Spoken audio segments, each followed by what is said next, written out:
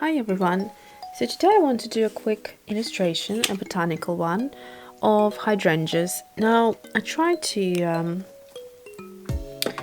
grow hydrangeas in my front garden this year, and because the summer was so blistering hot, I had to revive my hydrangea, which I planted late spring, actually about 3 times. It was near death. So I ended up replanting it all together into a shaded spot, so hopefully it will be better now, and I hope I will get some sort of better result next year. But for today I feel like I want to paint a blue hydrangea, so I'm going to use the Daniel Smith Lavender watercolor. Is one of the new colors, and I'm just going to freehand it and embrace watercolor beautiful effects. Sorry, I'm still a little bit croaky, which is really annoying, but on the bright side, Mason is feeling good enough to go back to nursery because last week he stayed home recovering, and I have to admit I really got used to him going to nurseries and having a bit of time to myself. So last week was a little bit difficult in that sense, but I also got ill with him as well, so this is just the remaining kind of crockiness. So I'm just drawing out these petals, and I'm trying to be as loose as I can. There is also this lovely cobalty kind of color. I'm going to actually just for a minute use this tray and mix it up a little bit.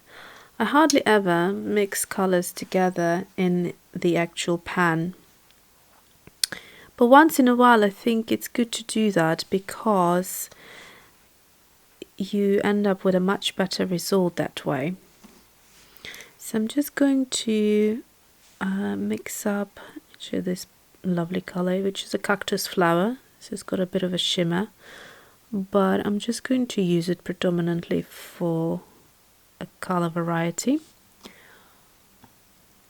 and that should be it, hopefully. Just like so, just adding a little bit of purple here and there.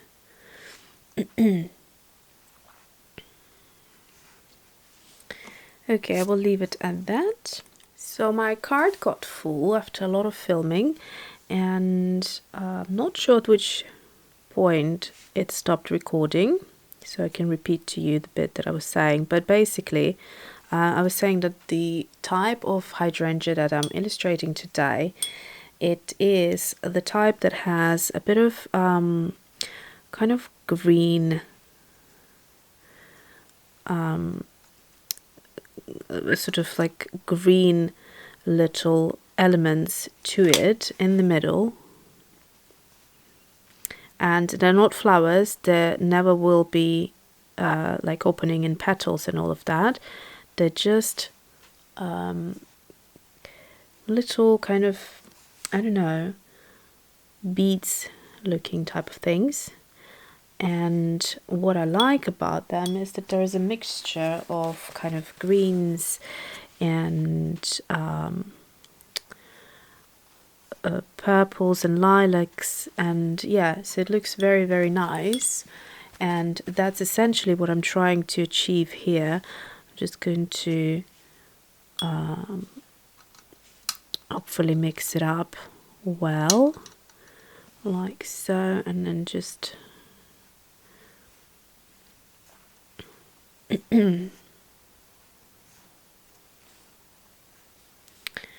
and also I want to mix up like a lilac kind of color, so I'm going to go into this cobalt blue and this Winsor Newton Rose Madder Genuine. If you're interested in all the colors that I'm using, there is a link to the videos that you can find on my channel, and yeah, you'll see them there. So I don't want to go specifically to kind of details. I'm going to smudge a couple like so, and that should be enough detail. And then I'm going to resume to paint these beautiful flowers here, and I'm going to go with just a bit more purple, trying to mix up. And gosh, it's so annoying to have this croaky voice. I struggle to find my fisherman's, the ones that I always take. So I find with hydrangeas, what looks lovely is when you mix up a little bit of the color and don't just kind of stick to that one color. And essentially it's 4 petals, so if you just repeat doing that, like so, it's not that difficult. I think what is difficult, if you pick a hydrangea that is full of flowers, and it becomes very, very confusing where to start and where to go with it. But if you're just doing one of these, it should be fairly easy, hopefully. And I'll just try to do a couple more just on this side. Sometimes you can even just suggest a few flowers very loosely, because it's the back of it, so don't really need to be doing that much work. But I would still mix it up a little bit, and I think another bigger flower needs to go into here like so. Yeah, that's good. And then what I would do is I would mix up a kind of like a greenish color if I can, but a very kind of light green. So let's have a look. If I just go into this, yeah, that's good. This is a good color. And then just kind of mix it into here, and you see what happens immediately. That green lifts this purple.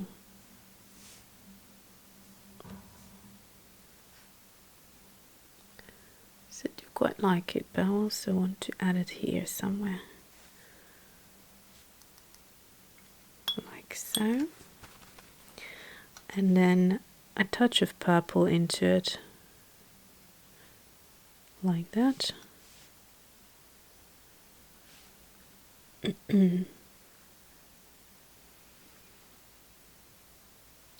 And then for the center, I'm going to mix up a more kind of a darker purpley color if I can.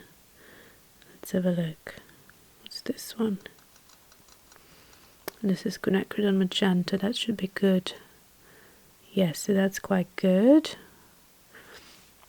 And now I'm just going to create these kind of smaller flowers, which are just randomly situated here and there, but they are kind of sitting in there.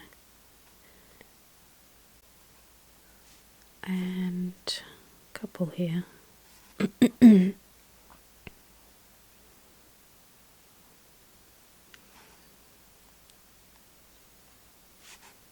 Maybe one here as well. When they blend in, they look quite nice as well. And that should be it. Couple of them just like so, still a bit closed up. And then what we can do is go into this green again and just try to close it up a little bit like so. And of course what we need to do to finish this off is give it a nice talk, and that green was actually perfect for it, so I'm going to mix it up again. I'm using Prussian green and nickel azer yellow, both by Daniel Smith, and it gives me that luscious green that I like. Okay.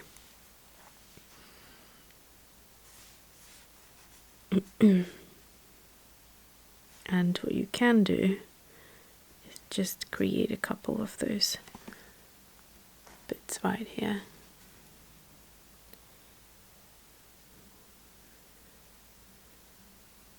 Like that, just so that it looks like you're connecting these flowers to it. And that is it. Just like so. And then I would blend this line. And that is my hydrangea. So very quick, as you can see, very much fun. And what I could do now, just to add a little bit of this, I could add little detail on some of those that are already dry, just a little bit with that remaining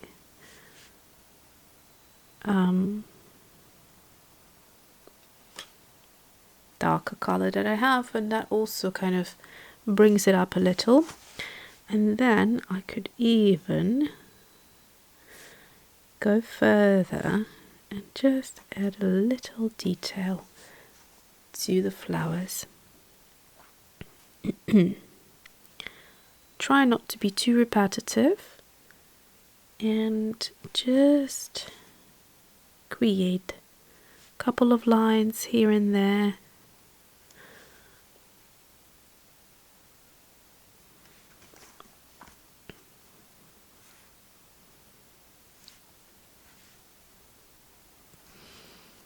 Like so.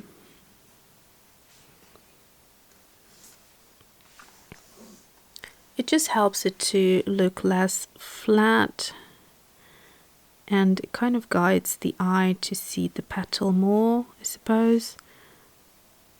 And as long as you don't do the exact same thing on every petal,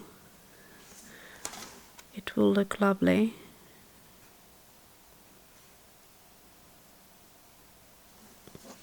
So I think that's about it, probably. If I can, I'll just also, with the remaining of what's on the brush, I'm just going to try and fill up these white gaps where there are too many of them, like so. And that to me looks a lot better. Just like that. So there you go, hydrangea done. I just finished filming and I went ahead and stamped the date, and I realized I wanted to show you two things. First of all, I really love how this looks, so now I started adding the days of the week as well as the black date stamp. So some of you have been asking me, and I thought I'll just say it again. So this is the Alter New, it's a generic, they're quite basic rotary date stamp, and what I use for the date, finally I have repurchased, where is it, the Archival ink. This is the Ranger. I find it's the best ink because it's waterproof and it just stamps nicely. So this is the jet black, which I have been using all the time. It's my favorite ink for just doing this type of stamping. And then as I was repurchasing it, I also saw a grey which looked like this. It's called shadow grey, and I thought I'll give it a go because I really liked the shade of it, and it's exactly that shade of the cover, so it's perfect, just perfect.